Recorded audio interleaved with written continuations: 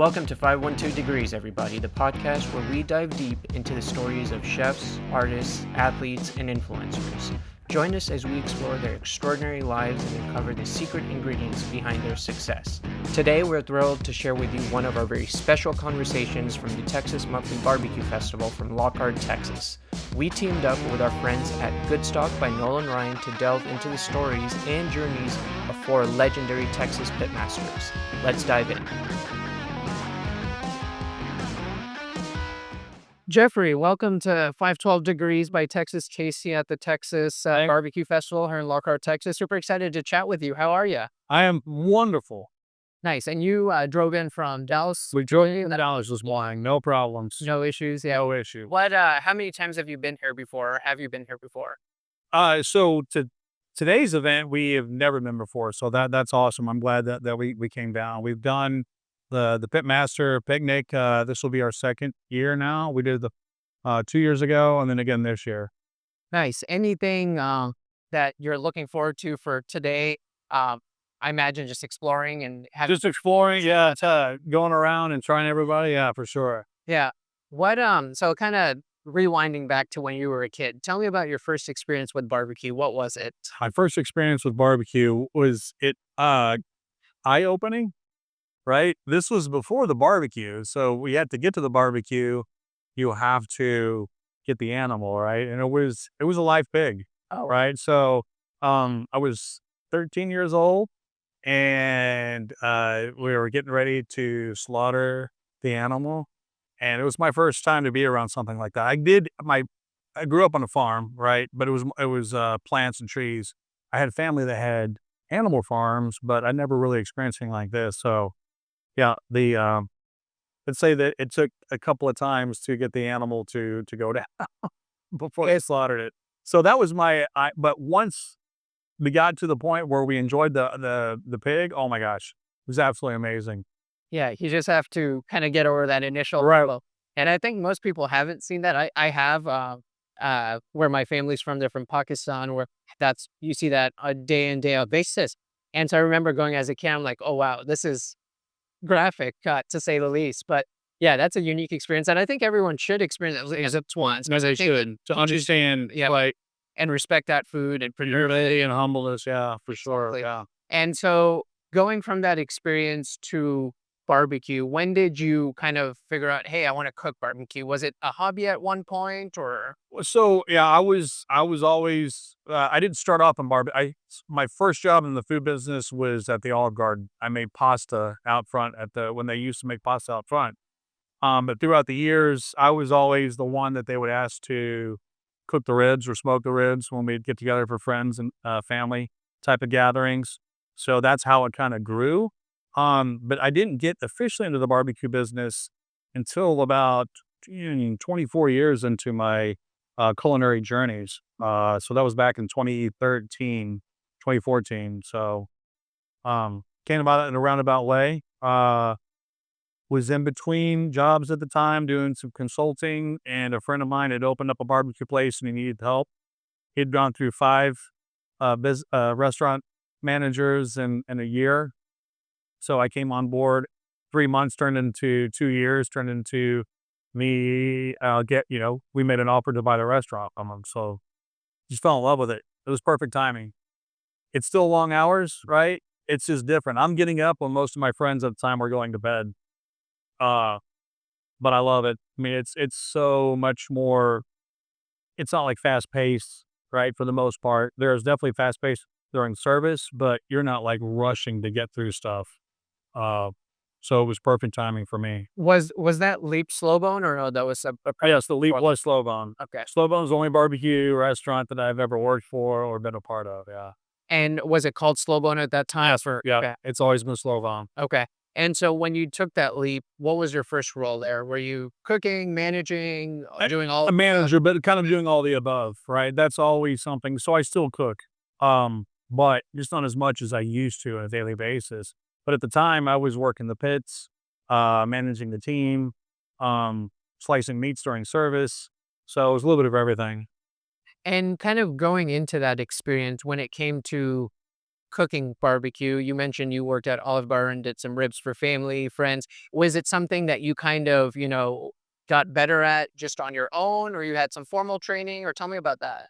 I mean, no formal training when it came to the barbecue. But yes, the ribs we would do like 3 or 4 times a year, so it was trial and error, and they did get better as we went along, which is the reason why they kept on asking me to do it. But it was I understood the concept of time and temperature, right, and how it affects meats and certain cuts of meats.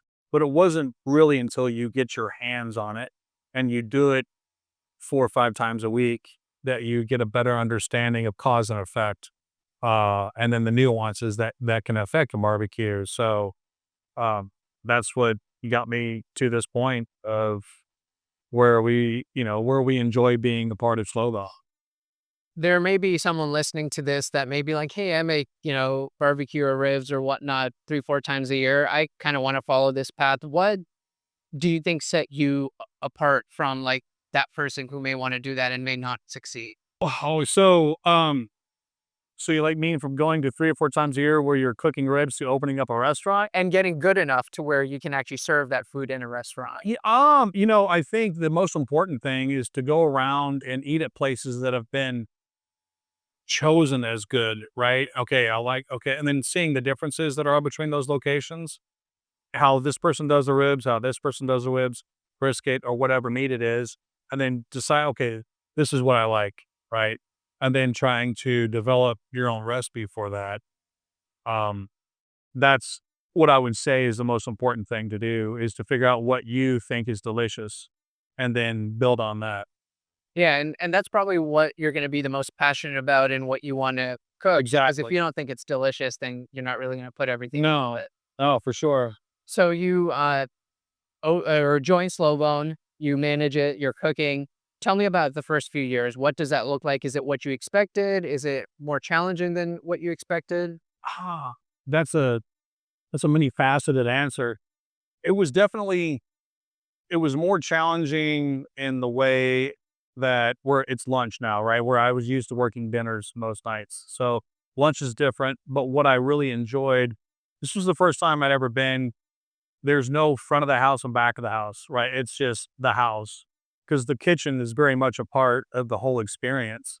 Like the smoker's in the back, right? It's inside. There's a huge window where you can see her from the outside. But pretty much, and everybody's a part of the experience. So that was the first time I've waited tables throughout my time in the restaurant business as well. I really enjoy the hospitality side of it. And I love the food. So it's just kind of the combination of the two. So I don't see that as a challenge. It was more of like, oh, this is perfect, right? This is what I really enjoy is being able to see the smiles on the customer's faces or helping them to smile, right? A lot of times, smiles are contagious, right? Just like frowns. If you're smiling at somebody, they're probably going to smile back, right? Unless they're having a really bad day, then we just give them, extra piece of cornbread and they have a smile on their face. Yeah. And we have, listeners from all across the country and then even some international listeners. Um, if they haven't had Texas barbecue before or slow bone style barbecue, what you serve, what would you recommend if they show up from, some other country, first time, first barbecue experience that they order at your spot? And then how do what you do, how is it unique compared to maybe other joints in the So brisket, I think, would be the one. It's like you got to get brisket. Brisket definitely now is and for decades has been the number one beef item. You got clawed, and there's other cuts that have became before that, but it's definitely brisket now. So that's someone's coming in, so you get a slice of brisket and then whatever else you want, right?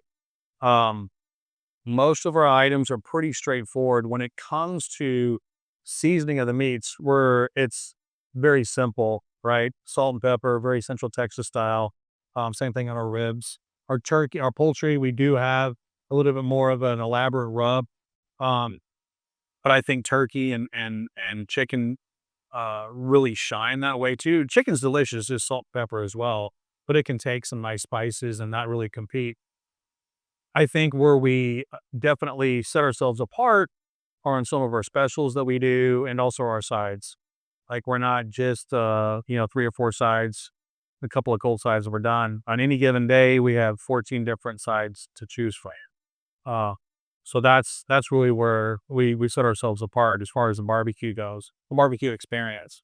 What are some of the sides that, I may not expect that, every other barbecue spot may? A dish we call Brussels flour.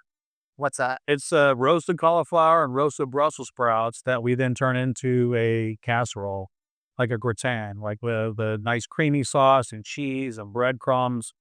Um, it's the one item that we get the most compliments on at a catering, right? Where people are not paying for their food. So they'll have a tendency to try some things they may not have tried before. Yeah. They'll come back and they'll say, "Oh my gosh, thank you so much. I never knew that I like Brussels sprouts, or I never knew that I liked cauliflower." So that's probably the one that really stands out the most. Our sweet potato praline, it's pretty straightforward, but we get a lot of compliments on that too. It's just a simple sweet potato mash with a little bit of cinnamon nutmeg, right? And then we make a praline out of pecans, brown sugar. I mean, it's not super sweet, but it's just sweet enough to where you could actually finish your meal with it. It's like it's served. Yeah, you're making me hungry right now. Sorry. What so we're here at the Texas Monthly BBQ Festival, and you look around and there's obviously a lot of people, lots of good smells, music going on. Oh yeah. And that just kind of reminds me of the community that exists within the barbecue world. And you're a part of that community. What, speaking as a leader, a member of that community, why do you think that scene is so strong compared to, other foods or genres and whatnot? I think because it is personal. I mean, we were talking earlier about golf or baseball. It looks like something that's, relatively easy to do. You pick up a stick and you hit a ball down the field, right? Or you catch a ball, you try to hit it. But when to do it really well, it's definitely much more difficult from that. There's a lot more to it. And I think it's the same thing with barbecue. People look at that and they say, "Oh, I could think I could do that. I cook up some brisket in my backyard or flip some burgers." But it's also very personal because most places are family run, right? And they recognize you, and there's a face behind the pit or behind the cash register that is very personal, right? You do get that in other restaurants and other genres, but I think for some reason it's just that gathering, right? Not many people are serving, you know, fettuccine alfredo at a tailgate party, right? They got hot dogs or barbecue or ribs, whatever. So it's much more attainable, I guess, and much it's warmer, I think. Yeah. It's And definitely what brought me in. yeah, and I think it's like you mentioned, food that people come around whenever it's being served, whether it's a party or July 4th or whatever the case may be. And I think maybe that plays a part in it as well. Oh, for sure. What so you mentioned like, hey, someone may be like, oh, I could do that. And there are a lot of, great cooks that make amazing barbecue at home and various varieties. What's we brought up golf. I whenever I see like a golf professional or anyone, I may ask like, hey, what's one tip amateurs always get, wrong and what can they fix? For you when it comes to a barbecue world and folks trying to cook barbecue at home and various styles of it, what's one thing that they may overthink or do too much of and that you would give as a tip or advice? Well, it's definitely overthinking it, Yeah. right? Um, these wonderful little devices we have in our hands these days. If I had the same thing 30 years ago, it would be completely different, I feel. I mean, because you have so much information at your fingertips. Um, you know, read up some recipes, do some studying, read out some other people, respected people that trust, because there's a lot of information on the internet too. But then believing in it, adhering to it. Like it's the one thing about brisket that people do probably, well, they pull it too early, right? Or then if they do pull it early, they're not letting it rest long enough in a heated environment. But I think that's I used to have a guy that would come in and spend some mornings with us, and he's even after spending some mornings with us and seeing how he pulled it out, and still couldn't let his brisket stay on the smoker longer. Just leave it in there. I know you think it's going to dry out, but actually what happens is it gets moisture, right? Because there's things that are in there that are actually releasing more liquid into the meat as it cooks longer. Yeah, it may seem dry right now, but let it go another 2 hours, and it's like, oh my gosh, oof. So yeah, I mean, just letting go past what you think is not right and that usually will get you to the point. Yeah, it's kind of counterintuitive. Yeah. So I don't cook, unfortunately. I can put ramen in a microwave basically. So if I like came to your spot tomorrow and I said, train me, how long, just a challenge, a question, how long do you think it would take to make average brisket? 2 months, few years? No, no, no, no. Yeah, I think if you're conscientious and you're open to being taught, you can learn it within a week. Okay. I may show up for a week then. Yeah, 100%. I mean, maybe even 2 days. Like, Yeah. if I give you the exact, okay, here's what you do here, here's what you do here. These are the parameters you're looking for. You'd pick it up in a couple of days. So you wrote that down and you took it with you. Really cool. Kind of want to rewind a bit when it comes to the family theme. You guys obviously are very family oriented. One thing I saw was in the past, you used to do Thanksgiving meals, you do a lot of other community outreach and whatnot.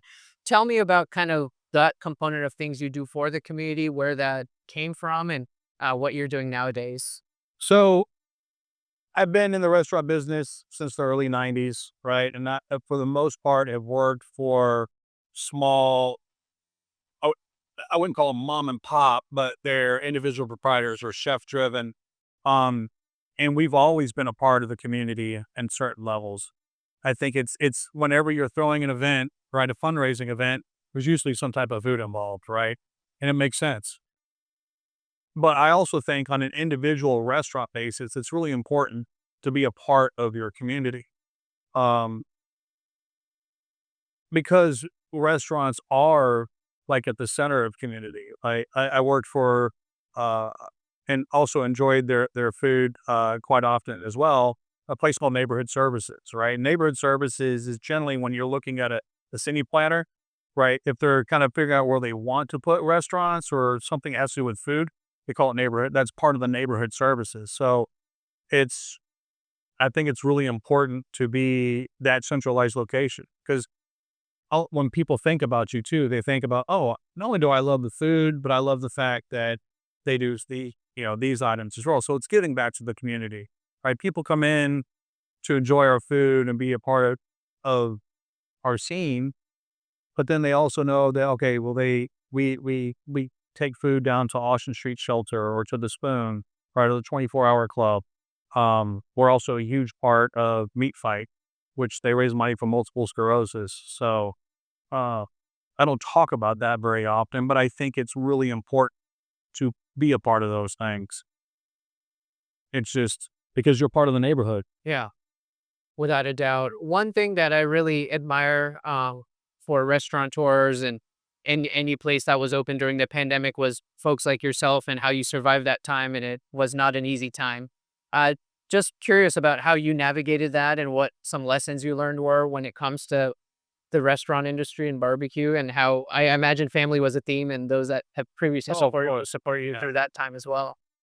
Um, they always say stick with what you know, but sometimes it's like, okay, we need to throw that handbook out the window and figure out what are we gonna do, right? And there was a couple. We, for the most part, we basically did what we always did. But there was we always try to do some different things. Um, and there were people that were selling toilet paper or selling canned goods. They almost turned themselves into a grocery store as well. We didn't necessarily go that far, but we definitely did things kind of out, try to think outside the box. Because for a long time, our dining room wasn't open. So we try to make it more of a experience, right? Where we kind of set up a, like almost like a five and dime store where where you come in, you go order some food, you get a couple of snacks and you walk out the back, the other side. So, but we were, there was a lot of lucky people that made it through it. We were definitely part of that group. I had friends that had to shut restaurants down, and they did the same things that we did. And sometimes it just didn't work. So luckily, we were able to come through the other side. So Yeah, well, I'm glad y'all are here today. yeah, Thanks to Goodstock for allowing us to have this conversation, this amazing space. Tell me about how your relationship with them came about and what that looks like. And I imagine that's probably like the most important decision you have to make, what meat you're going to use. oh no, of course, yes. I mean, it's funny. It's family, right? It was the son of the sales rep said, "Dad, you got to go in and try this place."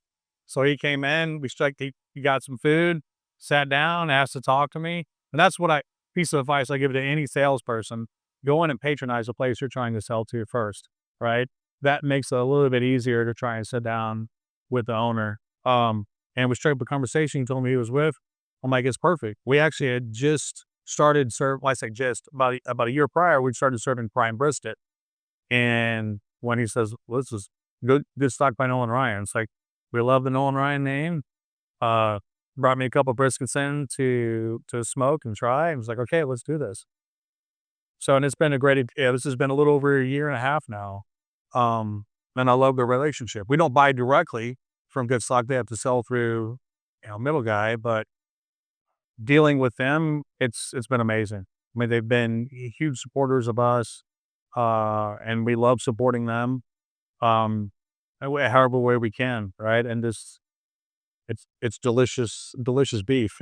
Yeah, and you kinda answered my next question. I was gonna say, what are some of the characteristics you look at from a nitty-gritty point of view in saying like, "Hey, this is a good quality meat and not," and taste is obviously number 1, but what are some other things that, someone who doesn't manage a barbecue, spot may not think of? So I think relationships are extremely important when it comes to who you're buying from. Obviously, the product is number one, right? Then outside of that, the close second is the support, right? That comes from the sales team.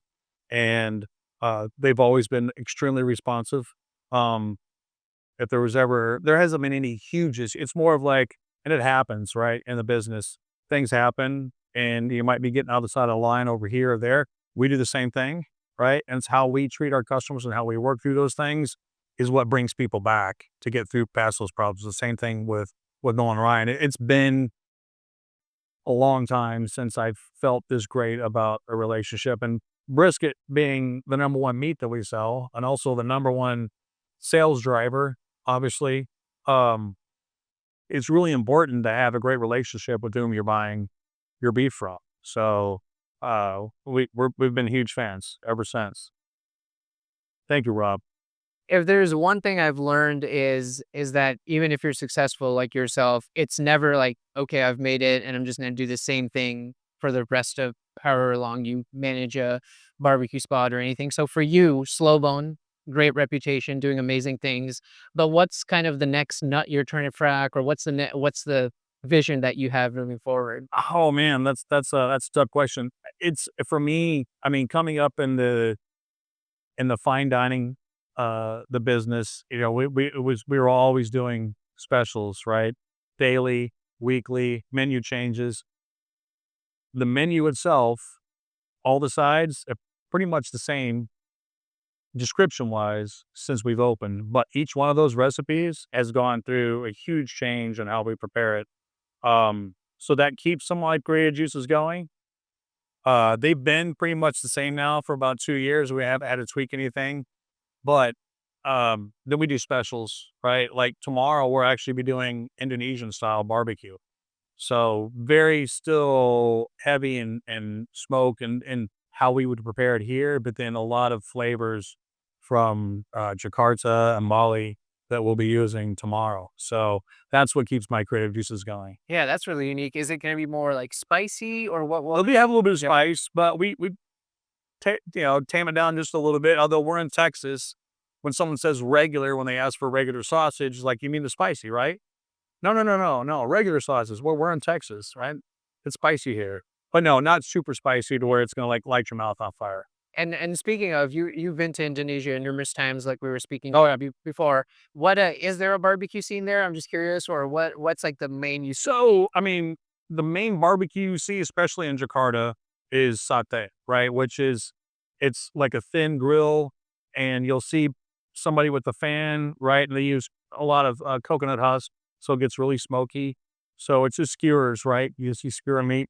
In Bali, they're known for their what's called babi guling, which is basically like spit roasted pork. So it gets really crispy skin on the outside, and it's served with like 4 or 5 different dishes along with it, depending on which restaurant you go to. Typically, you'll get rice, right, with like shallots and ginger and that sort of thing. And then outside of that, it just depends on where you're going. But yeah, I think the roasted pork from Bali is probably the most famous outside of the sauté skewers, like the chicken and beef and lamb, a lot of sheep, skewers as well. So, Yeah, that's really cool that obviously what you're gonna be making tomorrow, you're not shy about introducing international flavors and cultures and whatnot, and we always try to do something different when we come to events like this. If you wanna come get our brisket and ribs, come to Slow Bone, right? This is an opportunity for us to do something outside of the box. Now, we will serve stuff like we'll run specials. Like like once we do this here, we're going to run it as a weekly special for the next month.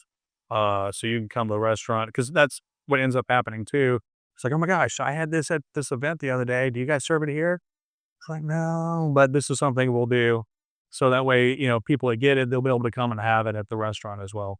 and speaking of, give us a little plug. Where is your restaurant located? What days are y'all open? When's the line the shortest? Some insider info. So we're open daily. We only plan on closing 3 days a year. Otherwise, we're there from 11 to 3. Uh, don't come see us on Thanksgiving, Christmas, or Boxing Day. Boxing Day is the day after Christmas. We observe it at Slowbone. So, but those are the 3 days that we're closed. Otherwise, we're there 11 a.m. to 3 p.m. Best times to come at 11 o'clock or 1:30. We generally have meats all the way through. If we're going to run out of something, it'll be after 2:30. Um, but you get there before 2:30, you'll have a selection of everything. Awesome. You'll be seeing me soon. Well, good. Any closing thoughts, words of advice, or anything? Or if not, we could totally wrap it up. Oh man. Don't bet on the Cowboys the rest of the year. I like that one. As Oh yeah. from Houston, I love that. Well, good. Well, thanks so much for spending some time with us and sharing your journey and just really inspired by everything. And can't wait to visit Slowbone soon. Thank you so much. Thank you so much. That was awesome. Hell yeah, man. Yeah, of course.